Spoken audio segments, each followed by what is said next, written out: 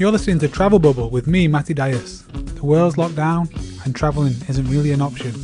So I thought, why not do the next best thing and talk about it? From living all over the world to working as a tour guide, I've seen some amazing places and met some great people.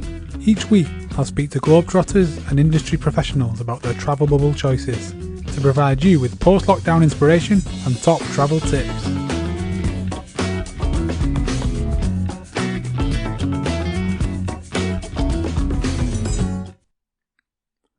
Hello, and welcome to the very first episode of Travel Bubble. Thank you for listening. Thank you for taking the time to tune in. So I thought I'd start off with maybe telling you why Travel Bubble. So basically, I've been working as a tour guide for the past couple of years, and one of the best things about doing that job is meeting all these new people who have done a lot of travelling, basically. And every night we sit around in the pub or in the restaurant and we tell travel stories and about the places we've been to and the places we want to go. And it never ceases to amaze me about all the places that I've not actually been to. I always come away adding to my bucket list of places I want to go to. So that's why Travel Bubble was born, really, to talk about travel, because we can't actually do it at the minute. So I trained as a journalist many years ago. I love travel. I'm addicted to podcasts. Why not combine elements of all those three things and start my own? And that's why Travel Bubble was born. When it came to choosing the first guest of the podcast, it was a bit of a no-brainer, really. It's my good friend Josh Brown. It was meant to be a bit of a pilot episode, of proof of concept, so to go through if the format worked. But we spoke with each other for a couple of hours and got some really good stuff, and I thought it'd be a shame to waste it, so decided to put it out as a first episode. Now, me and Josh have been all over the world together, really. We've been from Asia, the Caribbean, to North Africa and Eastern Europe. He's well-travelled, but he's also been to a few places that are a bit more off the beaten track, places you might not have thought about visiting. And I knew he was going to bring something good to the table, and he didn't disappoint. I think it's a great first episode. I won't go over the rules with you now. I'll just jump straight into it. But I'll be back at the end for a bit more chit-chat, to tell you about guests that are coming up in the future, and a bit about what's going on, really. So without further ado, let's crack on with our first guest, the brilliant Josh Brown. Hello, you're listening to Travel Bubble with me, Matty Dias, and welcome to our very first episode and with our guest, Josh Brown. Hey, how's it going, mate? Sat here in Brisbane. Good to be speaking. Yeah, so you sat over in Australia, I'm in England, so we've got a bit of a time difference going on, but the sound quality is so good, we could basically be in the same room. As my nan says to me every time I speak to her, you could be next door. She says you could be next door. Shouting through the wall. I can't really hear you, quite muffled. So I'm just going to explain the rules basically for those listening that don't know the idea. But I got in touch with you about a week ago, and I told you the Travel Bubble rules. So basically, it's like a dystopian future, and the UN, the United Nations, or whatever the word have said, for the rest of your life, you're only allowed to visit 3 countries. I think it's like something to do with a virus. You're only allowed to visit 3 countries for the rest of your life.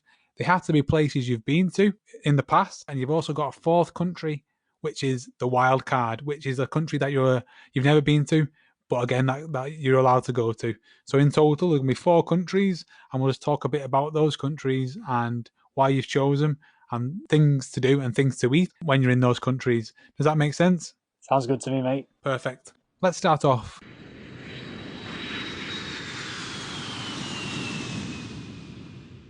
So is there any countries that were like made the top 5, but you had to cut them? Yeah, well, I think I'd rather leave it up to as I work through the countries that I've chosen, because what happened very often was there's quite a few parts of the world that I've been to that I really enjoyed, and I've changed my life basically as I've gone there.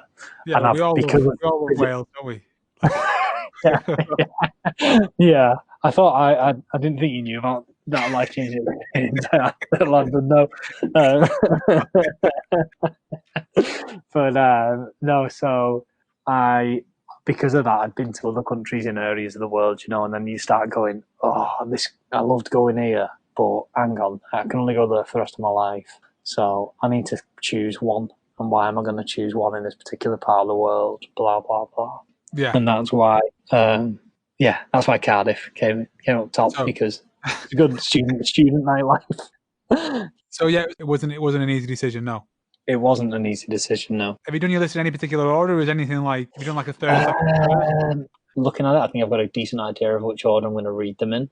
Basically, starting with, yeah, probably. I think I've got the order sorted in my head now. I'm looking at what I've got in front of me. Okay, then. So why don't we kick off with that first country you got in your head? Which I'll is kick country off. number one?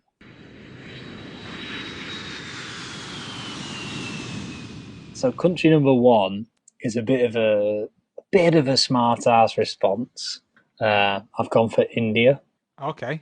I've only been to India once, and I've only been to India for 2 weeks. Yeah. But I thought India's so fucking the you could go there probably 100 times, and you wouldn't feel like you're having the same trip. You could go all over the place in India and not have the same trip. You And know? not have the same experience and go to all different types of places. It's a Yeah, clever trick. It's not a yeah, trick, but it's a yeah, clever thing to do. yeah, yeah. It's a bit like choosing Um, out I, Australia or something.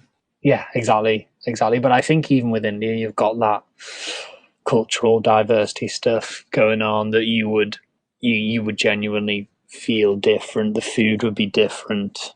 All these kind of things all over the country. And when I went with Jake, we started in Mumbai and went Yeah. south. It all went south.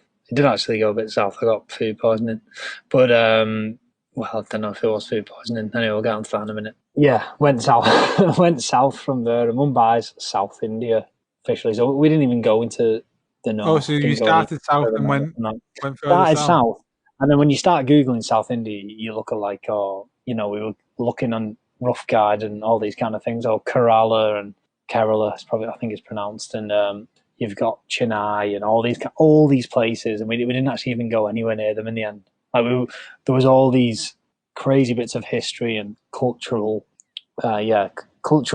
elements to all these places that made them like top of the list to visit, and we actually didn't end up getting near them because we only spent 2 weeks there, and What, because it's I so got big, or sick. because you run out of time, or a bit of both? Bit of both. So what happened was we did a bit of time in Mumbai, pretty chaotic. Went down to Goa. So we were ticking off some of the main bits. Jake had been to India before, but I hadn't been to South India.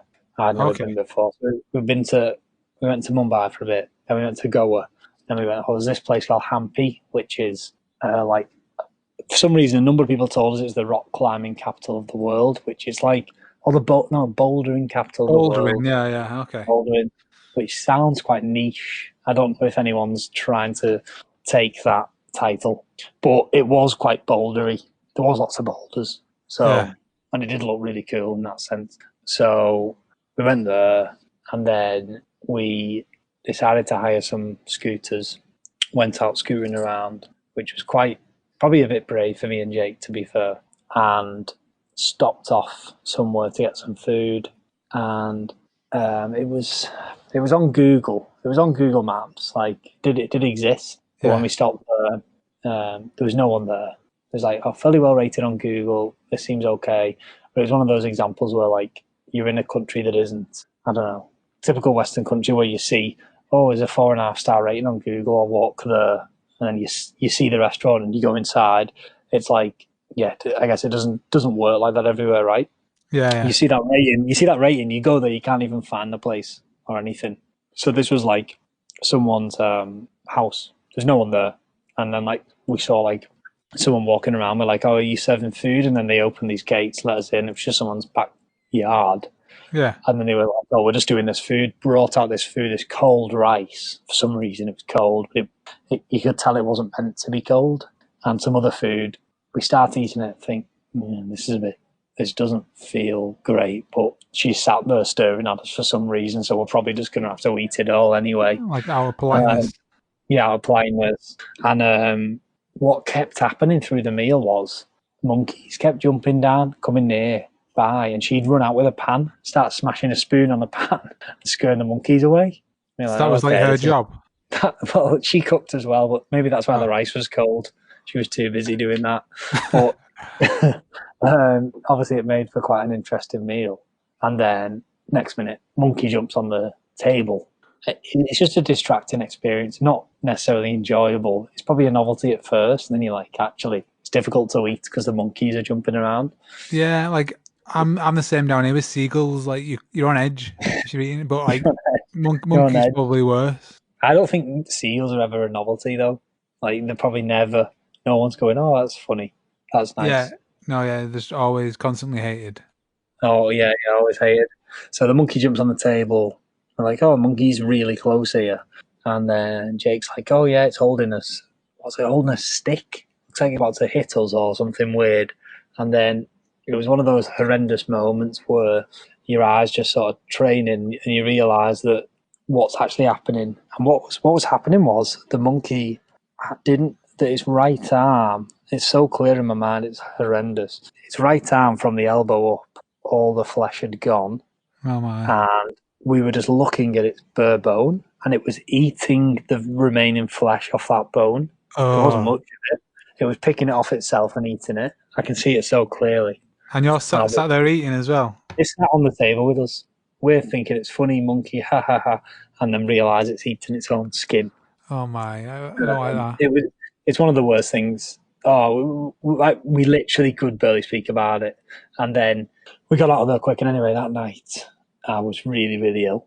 I presume it was something to do with food, but Jake wasn't ill, so don't know. Never really worked out. But we had to stay in this place then for a good few days because I couldn't eat for days, and I was just constantly throwing up and all the other horrible stuff. Yeah, So we didn't end up seeing. We didn't end up having as much time as we thought we would have, and all this kind of stuff. you But didn't get to anyway, do much bouldering or anything. we didn't. I did a fair bit of bouldering, like, but with monkeys everywhere, so you don't want to go near the boulders, really. After seeing that, no, I didn't do much bouldering. Um, and then we went down to Bangalore. We did cities in the end, really, but it's so big. It just feels like one of those places that there's loads of pockets that you could end up in, and you could spend months there, and you wouldn't feel like you've seen it before. Yeah, okay. So you could like it's one country, but it's so diverse you could spend a lot of time there, which Yeah, is a good travel bubble destination. yeah. Is there if you were like someone listening to this, is there any place that you'd recommend people to go definitely, or an activity that they should definitely do? Um, I think it probably depends what your experience is with India or anything like that. But because I'd never been to India, Mumbai was great because it's like throwing you into the deep end, right? It's Yeah, I think mental. my experience of Mumbai is it. Have you ever read Shantaram? Is that set in Mumbai? Yeah. Yes, it is. It is. It is. That's right. Because they have what's it called? Leopold's is the main bar in Shantaram, Yeah. and Okay. that's a real place, and that's like a tourist bar in. We never went there, but that's in South Mumbai. So was it wild? Could you spend a bit of time there? Yeah, you could spend a bit of time there. We stayed like north. We felt like we were a bit out of the southern bit where the train station is, and there's some other tourist bits there, but not for any particular reason. We just booked a hostel, but it felt quite big actually, and I think you could spend a bit of time there. Could if you'd not been to India before, you know what it's like. Like you get people when they've not. It's like people go to Thailand or whatever, and they go to Koh Sam Road, or they go to really highly populated tourist spots there, and they come back and they say they really hate it. They're like, oh, like never go there. Go here. It's really relaxed and chilled. Well, India's the same, right? You can go to Mumbai. You can go to anywhere. You can go to a tourist place in Mumbai. They're going to be packed. They're going to be mental. So if you think you're going to hate that, probably don't go there. If you're gonna go back to India, what would like be the first food that you'd seek out? What would be the thing like? Oh, I can't wait to have a bit of this. Well, one of the sort of food memories I have from there was, and I guess it's linked with the whole everything around it as well, was when me and Jake were actually leaving Mumbai, and we had to get down to the main train station, which is near all like that Leopold's and stuff like that, and the traffic's so bad. It at particular times it took so long to get there, and it was not very far. And I'd found this place on like searching Google Maps. Oh, this is a well-rated place. We'll go there and grab some food before we get on the train, like sleeper train down to Goa. Yeah. We got anyway. The taxi driver chucked us out, not near this place, but it's on. You're looking on your phone, and again, it's that kind of thing which is probably a good thing a good sort of lesson learned. When you're comparing it to going around the corner in Manchester, because you're like, well, chuck us out here, we'll walk around there, it's fine. But here, chuck us out here, next minute, me and Jake are carrying everything we have. In fact, everything we have to bring to Australia, Yeah, your which whole isn't life. loads, but we've got quite a lot. It's quite heavy. And as soon as we get out of the taxi, there's 2 or 3 kids coming at us asking for money, and it's like, oh, we're actually trying to find this Indian restaurant at the moment. This isn't the greatest time to come after us. So we're walking around thinking, oh, I'll just turn this corner and I'll see the sign for the name of the restaurant or whatever. Obviously, it's not that easy at all for some reason because there's no lights. The pavements don't have lights on. You're walking in the road. You've got kids chasing you, asking for money. Oh, is it dark as well? It was dark, yeah, it was a night. Yeah, it was probably like 7, 8 at night or something. And we found this place that I'd found on Google. Got into this place, and anyway, we were fine. Once you're in there, you're fine. You're feeling good. Sit you down. They give you a beer. Now you're relaxed. And one of the things they have, I don't know whether it's everywhere in India, but particularly in Mumbai, they seem to have these chicken lollipops, literally called chicken lollipops, which sounds a bit horrific. And I don't actually know how they make them, but it's a chicken drumstick, and it's like all the flesh. Calling it flesh makes it sound unappetizing, doesn't it? All Yeah. the meat, all the meat, Especially all the when you think about the monkey. That's it, flesh. All the meat's at the top in like almost like a lollipop shape. But I think what's actually happened is, for some reason, they've shaved off the meat underneath. I don't know why, but so you've got these like chicken drumsticks basically covered in local spices like masala thing. Masala, I found out, does just mean local spice. When you hear Okay. the word masala, that just means local spice. So wherever you Yeah, are, yeah. that's local spice or whatever. And it was like a ready spice thing, and it was done in some kind of charcoal way, and it seems to be done like that everywhere in Mumbai. And it tastes so good. It's like really succulent, nice, spicy chicken, and it's like lollipops. So like you can just smash through quite a few of Class. these, and yeah, that for some reason that bit of food sticks in my mind in from India. Great. So India is your country number one. What about country number two?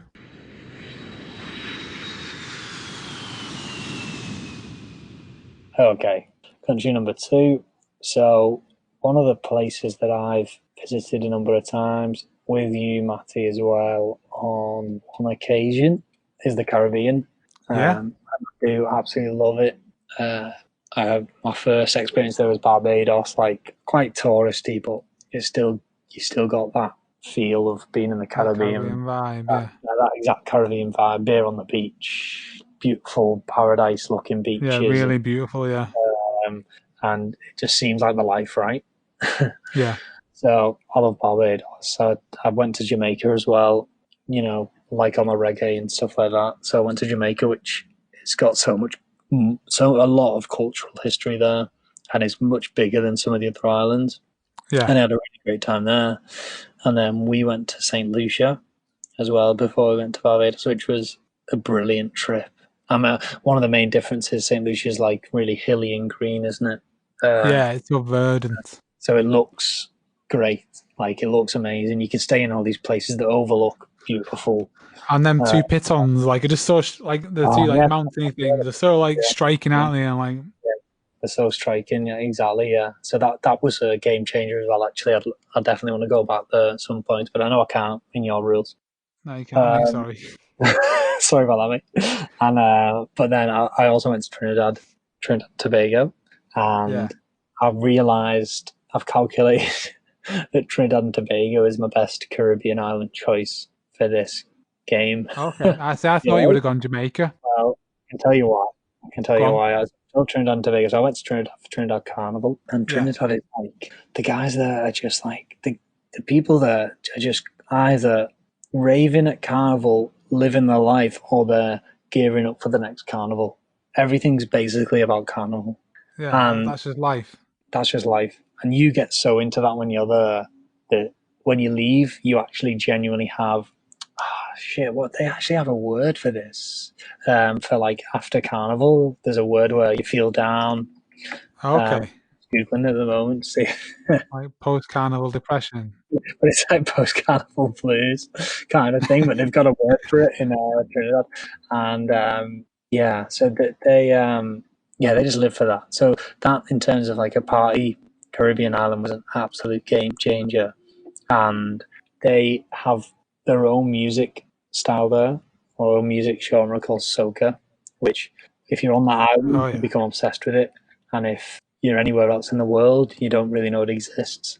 It's quite weird. It's growing Okay. a bit, but you don't know it exists anywhere else. Um, but they also are influenced by all the other Caribbean islands' music, for example, reggae from Jamaica and stuff like that. So I figured that I can get my reggae fix and I can go and sit in a bar in Trinidad, listen to reggae and have a beer. And then I can also go out and have a mad soca party and go to Carnival.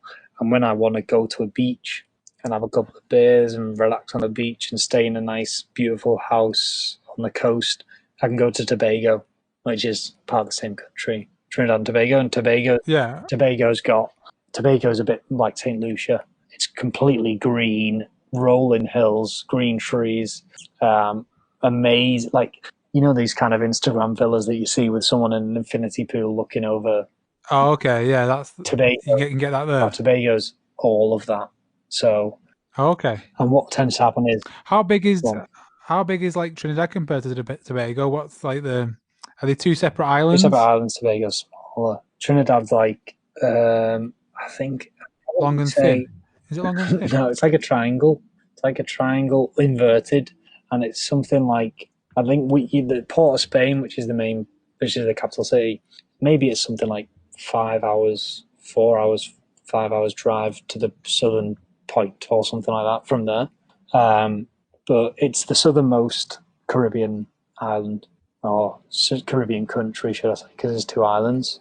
Yeah. So when we were there, we were told that a lot of the guys who are ballers who have the yachts and sail the Caribbean, because of the way the storms work and the stormy season works, they start up in the north and they Yeah. basically sail down, um, and finish up finish up in Like Trinidad and Tobago and basically miss the storm all the way down. Island hop all the way down, and okay, that's a good idea. they Yeah. all So I'm just having a look on the map now, so I can see like Tobago is like really small compared to yeah. Trinidad, and like just I can imagine that being beautiful. I've not even actually been. I only went to Trinidad, but I know from looking at what Tobago is that that will tick all the boxes of the classic Caribbean feel, and that kind of sit on the beach, completely relaxed, feel like you're removed from the rest of the world kind of psychology. Whereas Trinidad doesn't really offer that necessarily.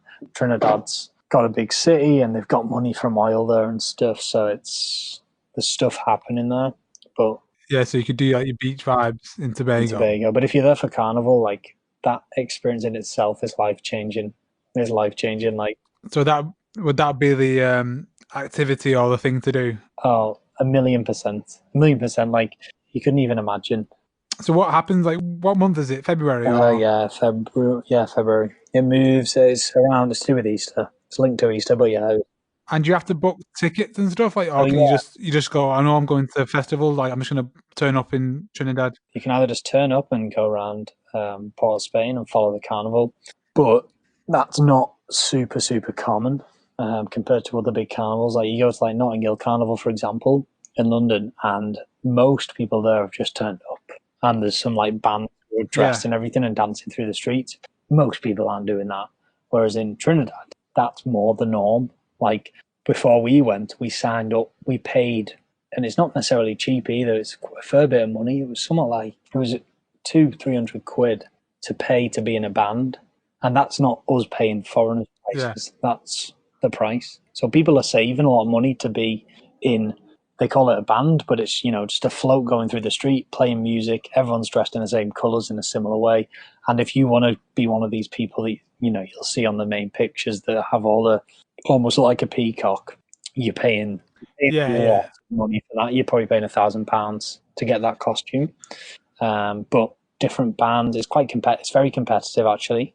So bands will maybe pay models to come in and wear their costumes that they've designed and all this kind of thing. And you'll often see like major celebrities be part of certain bands, and some of the bands are the big well-known ones. So like when we were there, like it was like Usain Bolt was in one of the main bands behind us, and you're all going in like a procession.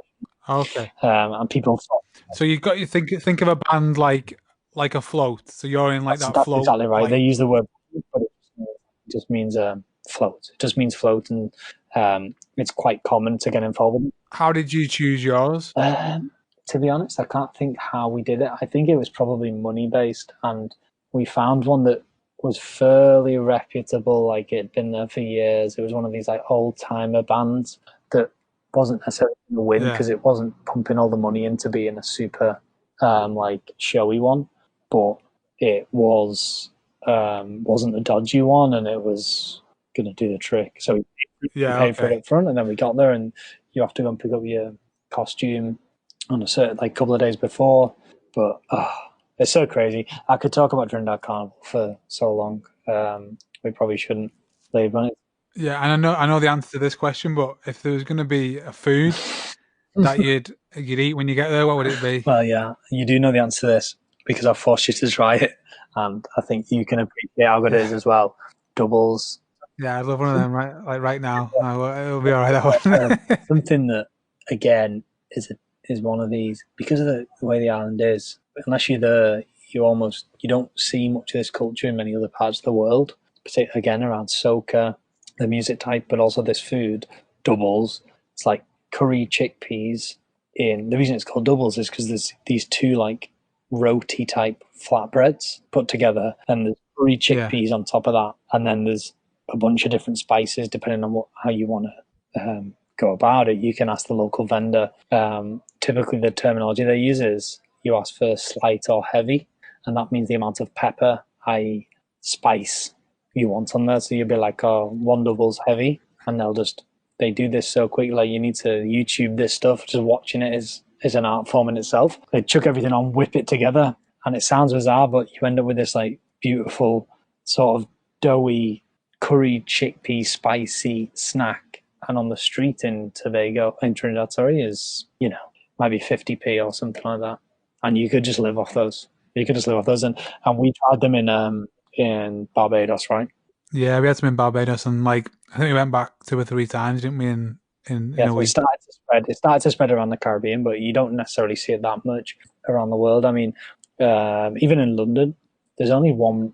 I think we saw one at Notting Carnival, like, but yeah, I've never seen them Yeah, anywhere there's else. one standard place in Clapham you can get doubles, but it's difficult to find anywhere in London for some reason. Maybe there's stalls occasionally, but yeah, it just shows you somewhere like Okay. London where you do have such a huge Caribbean population. It just shows you like it's quite worth it. But yeah, once you try it, you're like, oh my god. So once we tried it, we were stopping like every day. Like, can we just grab some doubles? Or you're in a taxi or whatever. Like, can we pull over and get some doubles? It's so good. Yeah, it's something that you miss, isn't it? Like it's a flavor that it's hard to replicate, and you're like, oh, I fancy that Yeah, now. I'd have one of them now, and you could eat it any time of day, and it will be a good little food yeah, to have. absolutely. I'm on board with that one. Good stuff, mate. Right, okay, we'll move on to country number 3.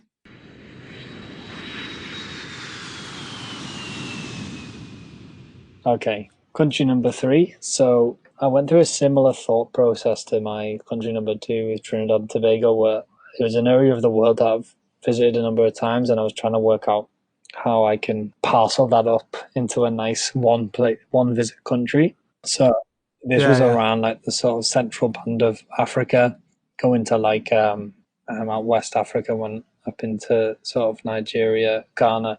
That trip was really influential, and like I just really enjoyed that. And one of the big things around those countries is I became a bit obsessed, still am, with the music that comes out of those countries, Afro beats being the main predominant Yeah. genre, which even in the UK is massive now. Like, you probably look at the top 40 in the UK, there's going to be Afrobeats tracks in there. Okay. So I just went there for a wedding to Nigeria. I just loved the trip so much. It was just crazy. And then last year I went to I went to Uganda for another wedding for a different mate over in East Africa, and that was brilliant. And I've decided to go with Uganda as my choice for a number of. Okay. Was it brilliant because of the wedding, or was it just a brilliant So country? one of the things about Uganda is if you look at where it's positioned on the map, so you can Google this at the moment if you like, it's sort of inland, not coastal, surrounded by some of the other big, East African countries. And what I was told there, which seems to ring true, is a lot of the other East African countries' peoples come to the main city, Kampala, in Uganda, fairly often. And when you're in Kampala and you're out on a night out, it's quite diverse, and you've got a lot of people there from different African countries, and it's a mental party city. Why do people go there? Because is like just Kampala establish Kampala's itself? established exactly as the party city of East Africa. That's what I was told, and that seemed to be legit. You would go out, and I couldn't even deal with this. Like the guys, you'd be out till 3, 4 in the morning, no problem, and everyone's just going for it. And they've got the main, they've got like a lot of pop music bars there, similar to Western pop stuff that we have anywhere. But there's also a lot of Afro beats type nights there. So you've got all of that. Yeah. Which Afrobeat is dominated by West African artists, mainly from Nigeria, Ghana, and stuff. So you've got all that music in Kampala, big nights doing it, lots of people from all over Africa there. So the nightlife's amazing, and you've got in the country itself anyway. Yeah, there's a lot to do there. Although I was actually only there for a week. Seems strange that I'm choosing this country now. Even when I spoke about India, it was like, hey, I was only there for 2 weeks. Trinidad and Tobago. And I'm into Tobago.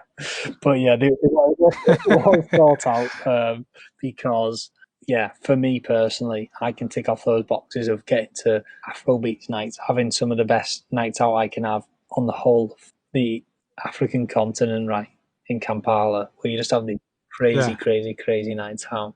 But in the rest of the country, which I didn't get time to do, you've got, for example, the mountain gorillas in Virunga. People have seen the Netflix Virunga documentary, Virunga National Park.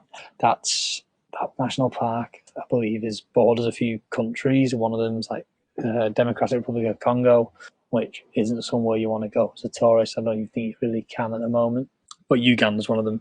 And so, like, as part of being there, you could go down, you could see the mountain gorillas, and which would just be stupidly good, right? The source of the Nile. That Lake Victoria looks Lake massive. Victoria is massive, yeah. Lake Victoria is massive. The source of the Nile is in Uganda. I don't know whether that's going to be controversial saying that, but I think it is. I think it's recognised kind of source of the Nile. It's in Uganda. That's when I was there. We went doing that whitewater rafting down the Nile. Oh, okay. Is that what yeah. So one of the guys nearly died. It's a really heavy night out. But it seems like one of those countries that it's not necessarily huge, but it's got loads of really cool nature stuff going on. You've got the Virunga National Park. You've got it's well known for its chimpanzee population. So you've got a lot of safari tours around that. And in terms of the main cities and stuff to do, it's got people coming in from all over Africa to party there, and so you have that mixture. You don't feel like you're really isolated. Because I was thinking of. So you've got like the best of all the worlds kind of thing in one country. You want to be in a country in Africa, and Uganda ticks all those boxes. Yeah. Like in terms of a bit of everything. Yeah, and I've not been. There's possibly another country in Africa that's better, ticks more boxes or something. But I'm not. I've only been. But they're on the reels, aren't they? Not, you've got strict reels. You would literally stop this podcast immediately if I tried to stray out of those boundaries. Obviously, I've seen proof that you've been to all these countries as well. Yeah, well, that's it. So I was basically thinking about countries that have changed my life, right? Like going there makes me want to go back there and completely influences the way I think about certain things.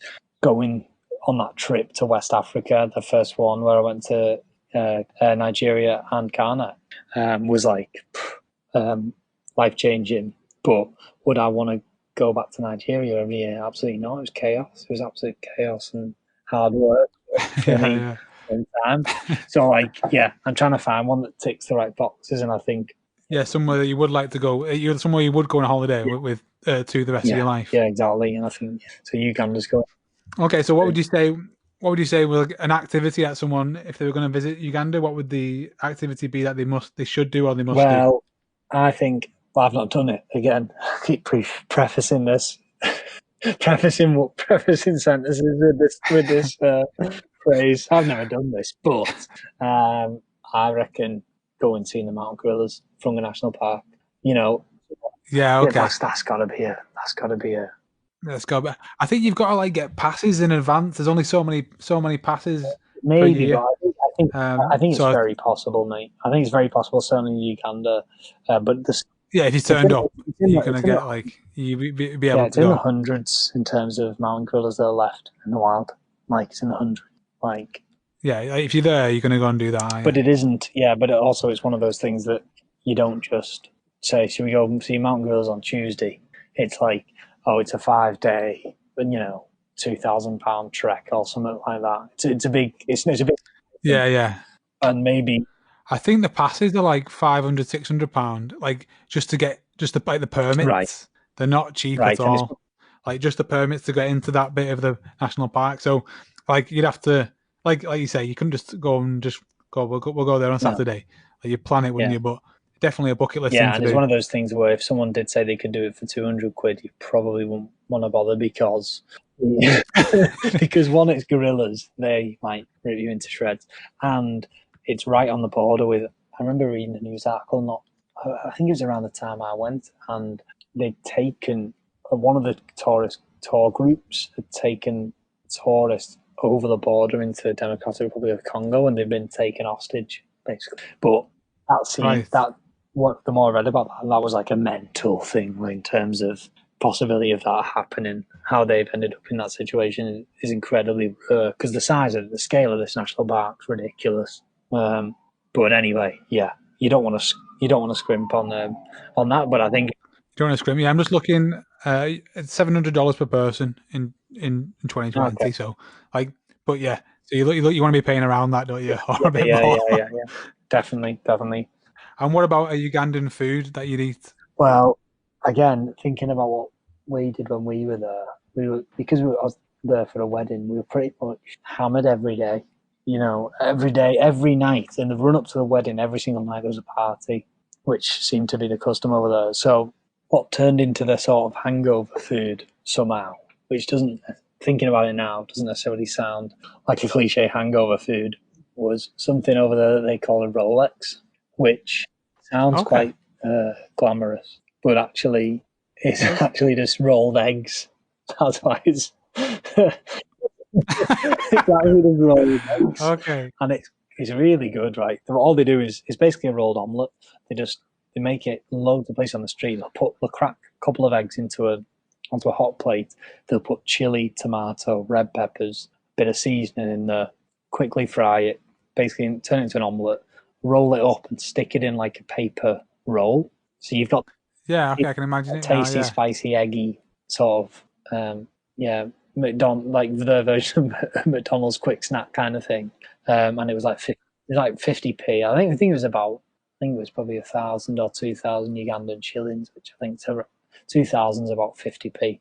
So yeah, it was about that, and we were nailing them. We were having two or three of them a day, and what Oh, it sounds good. yeah, what was weirdly common about it is quite often, no man, like all different food vendors we went to get these, they would come in kids' homework, like school book that had been written in.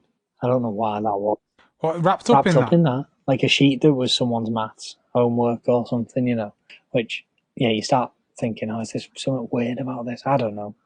Is that just the guy who goes to the store That's just mad, taking isn't it? his kids' books? I don't know, but Yeah. that actually happened quite a few times. That wasn't that rare for some reason for it to be in that, but that was a food that lots and lots of people ate. It was very Okay. I'll um, definitely be up for trying one of yeah. them. So I'd go with a Rolex. Okay, Josh. So you've done your three countries now. Just to recap. Number one was Uh, One was India. India, mate, yeah. Number two was Trinidad and Tobago, and number three was Uganda. So now we're going to go for the fourth country, which is the wild card. This is like the UN being a bit quite nice, just going. You can have a fourth country, and it's one that you've never been to. So what would be your wild card country and why? So I'm gonna go with Ethiopia. Oh, okay. I've got some genuine backup as to why. No one's got a gun to my head right now. So obviously, you know that I'm going out with Absy now. I've been for a while, who was born in Ethiopia. And Yeah. I didn't know anything about Ethiopia really. And I don't know why that is. I think that's because in the UK there isn't much of an Ethiopian population. Like there is some big African populations, but it seems to be more West African, I think, more Nigerian and other West African countries. But I don't really think I've ever met. I can't remember, particularly and Yeah. stuff like Yeah. that, and hearing about it, and through meeting Amzi and learning a bit more about it through that, there's like one, it's the second most populated. I think second most populated. Forget after Nigeria, it's like 110 million ish, something like that. In Yeah. Ethiopia, it's Big. massive, and it's pretty big anyway as a country. It's got a bustling city going on, Addis Ababa, and it's got like mountains and countryside stuff, which helps anyway in a country. But in Yeah. terms of culture, it's like got stupidly rich cultural stuff going on. One of the big things it's got is jazz that they call like Ethio jazz, which has got like a really distinct sound. And it's music that was basically developed by a few like main jazz artists in Ethiopia. And when you hear one of the main guys, what's his name now? I went to see him and I've got his face in my head. Let me ask Abdi. Abdi, what's the main Ethio jazz guy? Mulatto Statke, that's him. Yeah, Mulatto Statke. Okay. I'll put a link to a YouTube clip of him in there. Just in fact, one of the main tunes he did was famously sampled by Damian Marley and Nas, which lots of people will have heard anyway. It's like da da da da da da da. I can't even actually speak for some reason, but yeah, you'll recognise that. And it's got a very distinct sound, that Ethio jazz sound, and I'd never heard anything about it basically, so that was really cool. And there's lots of these jazz clubs around Addis Ababa. So that's what you do. You Friday, Saturday night. You go and sit in a jazz club. All the locals just call it Addis as well. So like Absi and her family, when they refer to it, they say Addis. So obviously I do that now. Like, oh yeah, let's Yeah. be around Addis, like bit of Ethio jazz, like looking at that. So that's something that, yeah, I think also just to tick a box for Absi. Should probably appreciate it for in this new dystopian future where we can only go to certain countries. I can go to Ethiopia as well. That'll probably work quite well. Yeah, it's kind of. So you've got two reasons for choosing it, Yeah.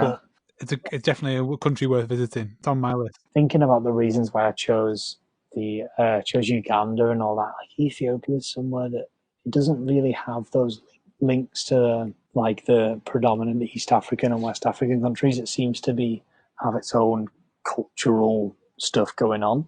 It seems to be Yeah. Well, what's that? The alphabet, is it Aramaic? Amharic, yeah. So they've got their own scripture. The language even does that when you hear Ethiopians speak Amharic, it doesn't necessarily sound like some of the other African languages as well. It does seem to Yeah, very yeah. different. So Like Ethiopia is its I own think country. yeah, it really does stand its own right. And they've got Abzi in particular. Obviously, her mum's Eritrean born, dad's Ethiopian born. So they're two distinct countries at the moment because of all sorts of other cultural reasons. So there's just so much going on up there. It's so different. It's a deep Yes, a dive deep into. dive, and it's so different to the rest of the African continent. Just like when we went away to Northern Africa, Morocco, and stuff like that. That's obviously Yeah, again, wildly, like a different world. wildly Yeah. different to going to bloody Nigeria. It's just so different. There's no point Well, putting them in the same box.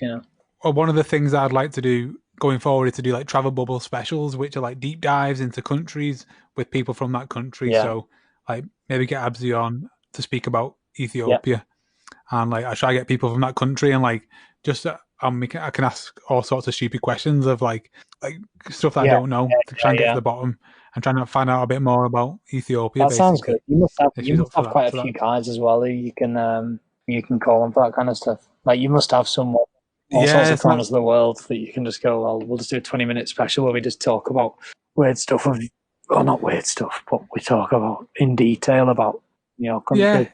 that's the plan. Yeah, yeah. So they'd be like little one-off, little like travel bubble specials, like going forward. So we'll see what happens Sounds with good. that. So thanks, Josh. So you give me the 4 countries. Like I'm I willing did. to I accept did those. also write a bit about food in Ethiopia just because I've tried it, which is worth mentioning.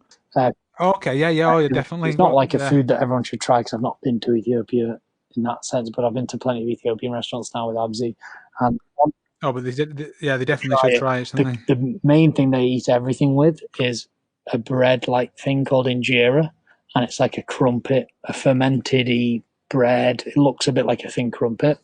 It's a wide, yeah, I don't know, the size of a plate or something, and that's just really unique. I've just not seen that anywhere else. I don't like you go to India and stuff and you see those naan type breads. It's nothing like that. You've tried it, Matt. It is like really like it's a massive flat It's a flat crumpet, isn't it? crumpet. And it's just amazing for soaking up all the Exactly, sauces, soaks isn't it? everything up, and it's yeah, just quite an interesting flavour. And they, um, one of the main spices they have is called bere bere, which is the mixture of all the spices that they tend to use in Ethiopia, which I think something like 20 ground up spices in there. And they make another thing called kibe, which is a butter that's infused with all that spice, and they use that in loads of the cooking. So Oh, you've got this kibe butter, which is just full of flavour and spice, and you can cook all sorts of different food in that, and then chuck it on some of these injeras, which soaks up all the flavour. It's amazing. It's good stuff.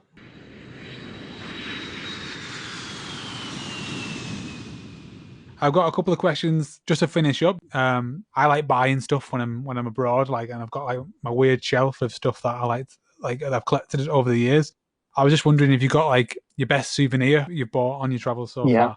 I'll probably go with this one, which maybe I've got two, and I don't know which one to go with, but I'll give you both. I'll let you have okay, both okay, if you want. okay. So one of them was just a bit of a comedy, funny one. When the my first visit to Asia, I think I went to Hong Kong, met you guys, went to Thailand with you after that, and then literally on the last day, I remember going to a big shopping center and I bought a massive carved elephant's head, like Yeah, wooden. it'd be rude not Yeah, to. obviously you need to chuck that in your case before you leave. And it was massive. It was really massive. I don't really know. I had the room in my case, but I got back home, like back into Rainford, and I managed to. My mum had just done up the lounge and everything, and she got this really like they even bought this bit of artwork that they put in it as a centerpiece in the lounge for some reason. It was everything, Yeah, but yeah. a bit different. And I managed to get in there and take that off and put the elephant's head up before my mum realised. And I just, yeah, that just sticks in my head as my mum. So, Yeah, 'cause I remember you doing that. I think we went to like MBK on your yeah, last day, and we just had a really mad couple of weeks. You were like, I need to get some souvenirs, so we just went to a shopping centre.